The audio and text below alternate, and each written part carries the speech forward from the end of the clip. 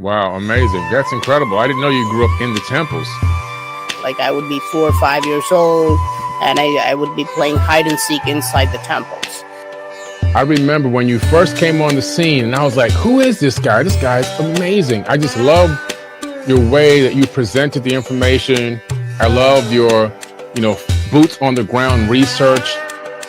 In ancient times, they used to make a concoction using 9 different herbs and make them into statues. If you consume them individually, they can be very toxic to you. Now, this concoction is called Navapashana.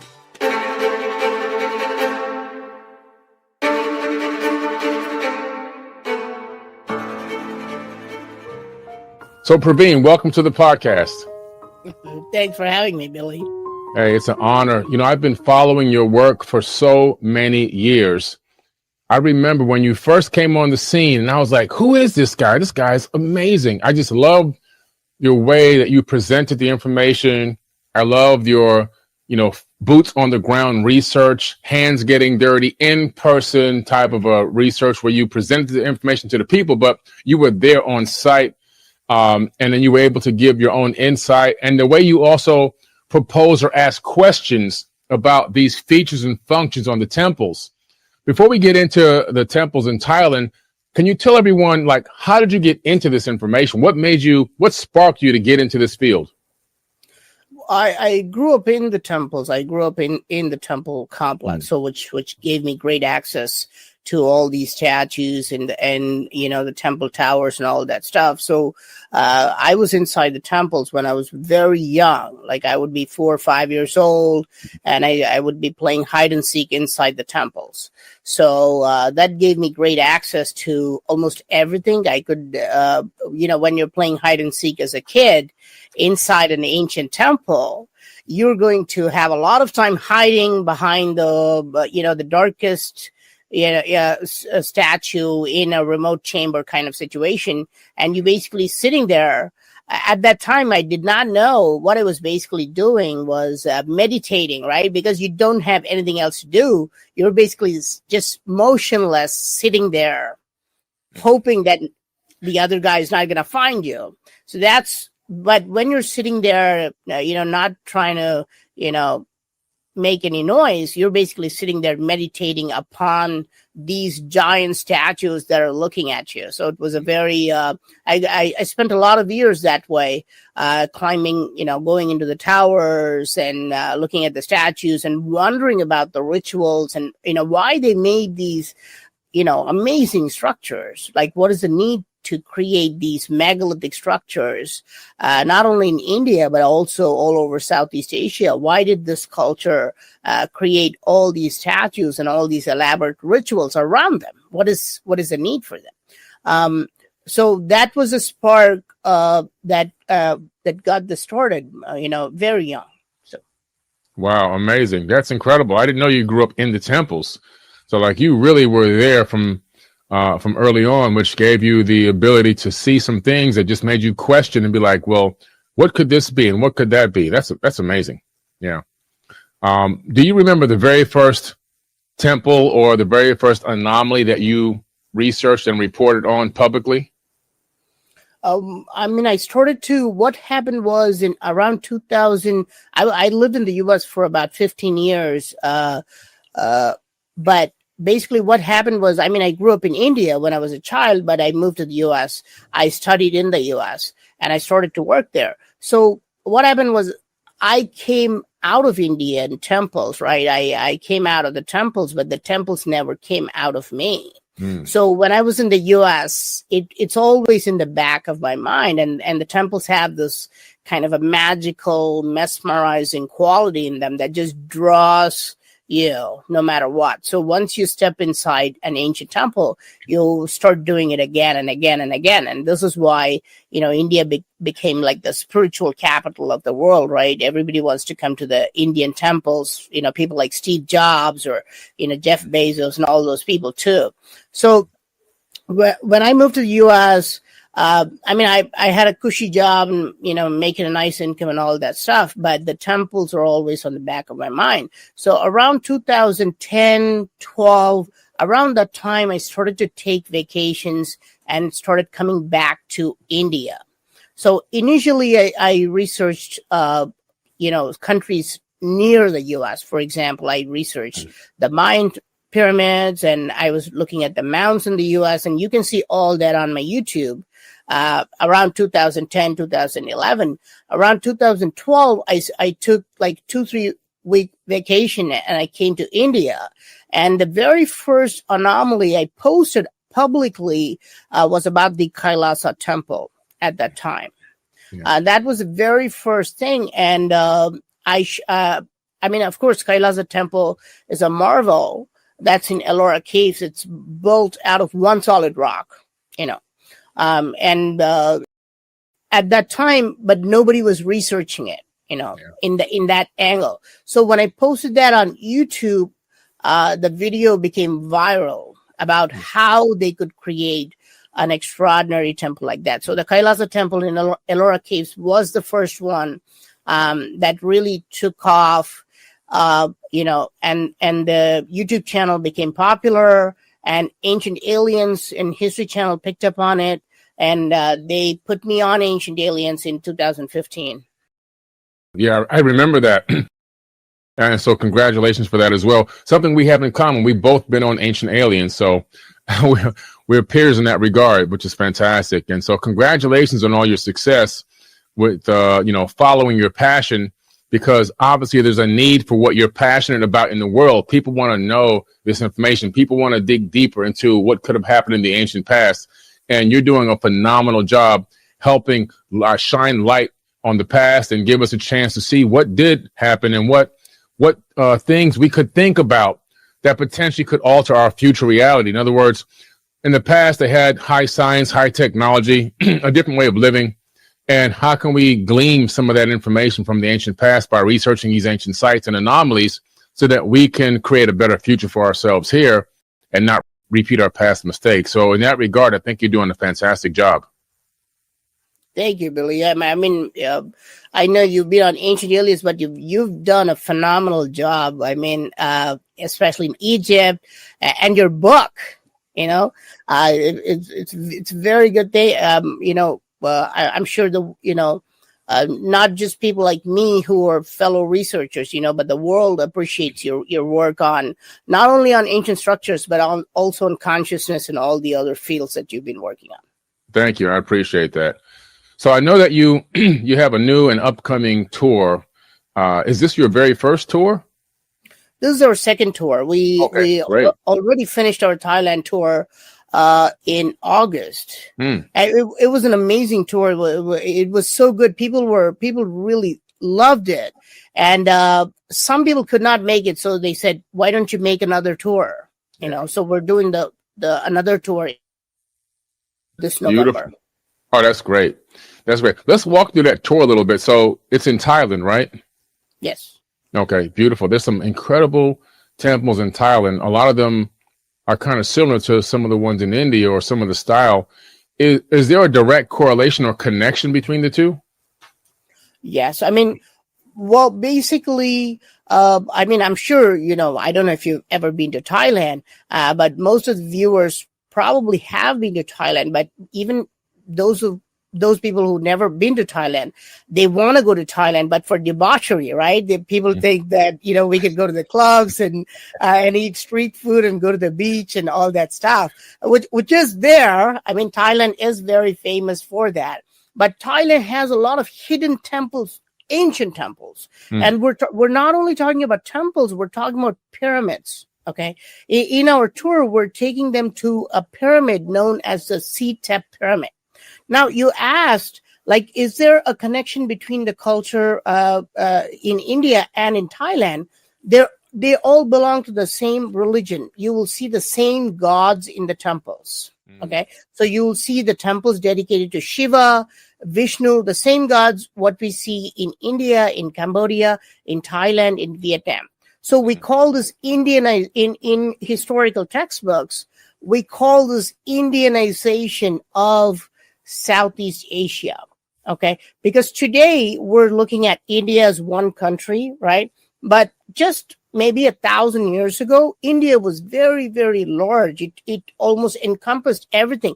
Not, I don't mean the whole world, but I mean it encompassed like all of Southeast Asia. It was a very large kind of a conglomerate country, which had the same religions. India gave birth to 3 religions. India gave birth to Hinduism, Buddhism, and Jainism. Okay. And they all have these amazing, very deep philosophical gods. So yes, what you're going to see is people always ask me, can you take me to India, right? Can I go on an India tour with you, which is happening next year? And I know, hopefully you might be able to join us. That would be fantastic if you could join us for the India tour. But we are looking at some ancient temples that are so amazing that can challenge the temples of India and challenge the temples of Cambodia. And these temples are in Thailand. Wow, that is amazing. I'm coming on that tour, man. This is incredible. That would be fantastic. I have the same passion you have, obviously. I've been around the world now 23 times. I spend most of my time hiking inside of ancient temples and pyramids and looking for anomalies all over the planet and even in space now. And, when I hear information like this, and I have not been to Thailand yet, I've only stopped through Thailand on a layover flight to Cambodia to do a tour in Cambodia with about 40 people. So I would definitely love to come to Thailand. If I can't make this one, I definitely want to be on the next one with you for sure. And so this is incredible that these temples can rival even the ones in India, because that just blows my mind. So they have, do they show signs of, high science, high technology? What do you see that really stands out? Well, we're looking at all aspects of it. One of it is advanced ancient technology and also ancient machine technology. The temple that we got access to explore, one temple, which is Cambodian border now. We couldn't do it in the last tour because there was like a tense situation between Cambodia and Thailand, but it has eased up now. So we are going into a temple complex called the Phnom Rang Historical Park. The temple's name is Phnom Rang, and there's another temple there which is called Muang Tham. And these temples have underground structure, a complex like water filtering system. Okay. And it's completely concealed, and there are only some parts that are visible, and we can see evidence of very advanced technology, not just with like engineering technology. Of course, they created a complex underground, like concealed filtration system. But when we look at the inscriptions say this temple was once used as a hospital to heal the sick, which is very interesting to us because the main lingam in the main chamber, the large cylinder-like structure, the lingam is now gone. Okay. Now, what we're really thinking is that in ancient times, they used to make a concoction using 9 different herbs and make them into statues. In India, there's a temple, and again, this temple is also on a hilltop. This is called Palani, and they still have that statue made of 9 herbs. So they take 9 herbs from the mountains. If you consume them individually, they can be very toxic to you. Now, this concoction is called Navapashana. Now, what ancient siddhars did, ancient siddhars were saints who were also scientists or doctors. What they did was they put together all these herbs and they kind of mixed them up and made them into statues. Okay. And they would put them in the main chamber. Now, when devotees would come on an everyday basis, the priest would pour water on top of the statues, and the tiny bits of this concoction would go to the devotees. You understand? So this is how they healed the sick. So we're going to one temple called the Phnom Rung Temple, which not only has this advanced technology of filtration system, but we're also looking at like the healing powers of these lingams and temples. Oh, that's incredible. You know, I had a huge epiphany in this last trip to Egypt, working with Muhammad Ibrahim there. He's just an absolute genius. This man is incredible, and you'll meet him very soon. And just getting an understanding of a lot of the healing potential in some of these temples and sites, like the one you're talking about, and some of the ones you're talking about right now in Thailand. And I began to realize that these ancient sites, they're multifunctional stone machines, healing areas, astronomical clocks, timepieces. I mean, they have so many functions. And because they have so many functions, what it seemed like in researching the sites more recently is that if you have a laptop, right? Like I'm on a laptop right now, there's a desktop, a Mac desktop connected to this rig that I'm talking to you on. But it's capable of doing so many things. I can use it to just check email. If that's the only level of technology I understand with this machine, I can just check my email and respond to email. If I have a little bit more knowledge, I could take that same machine and I can actually do Excel spreadsheets, Word documents. You know, I can make complex calculations. If I have a little bit more knowledge, I can actually use computer assisted design, and I can become a master architect and design structures and buildings all over the world. I can design rockets to go into space. You know, the more knowledge I have, the more uses and functions I can get out of the same machine. I can even then utilize it to communicate halfway around the world with you, you know, through this device. So it's like, it depends on the level of knowledge you had. And it seems like over time, just on my research, a lot of the higher levels of knowledge were lost, but the healing knowledge was always there. They always seem to function as healing areas or areas that can heal people. And it seems like that retention of the healing powers just kind of sustained over many eons. No matter where I look around the world, healing seems to be the primary fundamental basis of most of these sites. And it's really astonishing because, again, even though some knowledge was lost as to the true function and multifunction, the healing seems to be the consistent thing I find all around the world.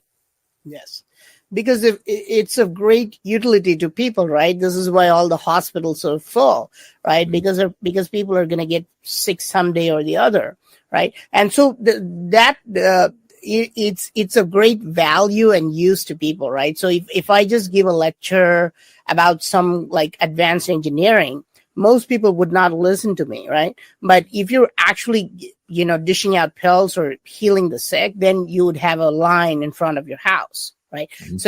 So that knowledge has always been there. And of course, you're giving an excellent analogy that, you know, the temples and the pyramids and the ancient sites are like computers, right? Mm-hmm. So a child would only play like a game with that computer, right? But Billy can send a rocket, right? So it depends on who is using that computer for what. And that's what we see with ancient temples as well.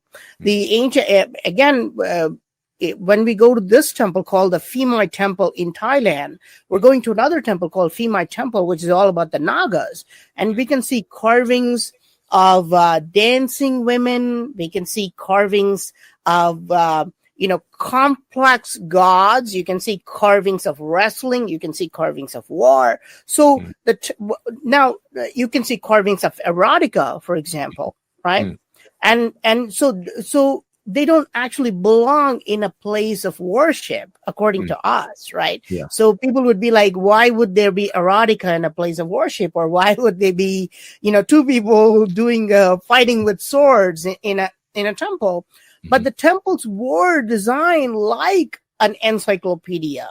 Okay, so the temples were designed. So if you were just a child who could only understand like cartoons, you could see all the animals. And this is why you see carvings of all the animals at the bottom level, right? If you're like 15 years old, and if you think, oh, science is the best thing, right? So if you're going through that phase where you're into scientism, where you think science surpasses everything, so you would look at all the, the administration and the war and how they captured the elephants and all that stuff. And the gods are put at a very high level, right? So you have to be ready for that spirituality. So the temples were designed literally like an encyclopedia or like a computer. So you can understand whatever you want to understand if you're ready for that.